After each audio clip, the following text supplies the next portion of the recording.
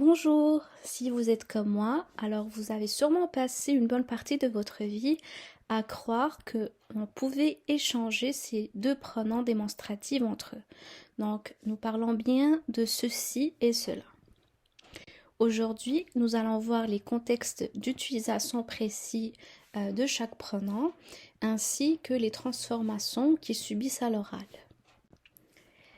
La chose la plus importante à retenir, c'est que ces deux pronoms ne sont pas interchangeables car ils s'opposent dans leur signification et leur utilisation. Le pronom ceci sert à annoncer ce qui va suivre, ce qui va être dit ou écrit. Il sert également à désigner ce qui est proche de l'interlocuteur. Donc voici 3 phrases pour illustrer ces différences. Si nous voulons utiliser le pronom ceci et cela pour désigner par exemple un objet, ceci est à moi, cela est à toi. Nous voulons utiliser le pronom ceci pour formuler une phrase déclarative. Sachez ceci, il est interdit d'utiliser son téléphone en classe. Et finalement, nous pouvons utiliser le pronom pour énumérer. Donc, notez ceci, exercice 3, 4, 5 et 10 de la page 59. Le pronom cela, quant à lui, sert à rappeler ce qui précède, ce qui vient d'être dit ou écrit. Il sert également à désigner ce qui est éloigné de l'interlocuteur. Donc voici 2 phrases qui l'illustrent. Est-ce que vous préférez ceci ou cela?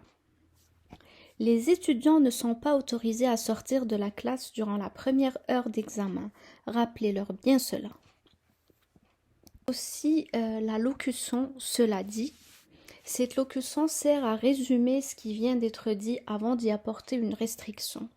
Nous remarquons la dominance à l'oral de la locution « ceci dit », mais à l'écrit, nous allons lui préférer « cela dit » afin de résumer ce qui vient d'être raconté.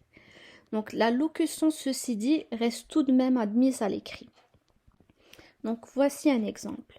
Les élèves pourront garder leur téléphone sur eux. Cela dit, le professeur a le droit de confisquer les téléphones des élèves qui l'utilisent durant le cours. À l'oral, par contre, nous observons une transformation de cela en ça. Donc voici un exemple. Prendre une bonne douche après une longue journée de travail, ça fait vraiment du bien. À l'écrit, nous allons substituer ça par cela. Voilà, c'est tout pour aujourd'hui. Merci de votre attention et à la prochaine vidéo.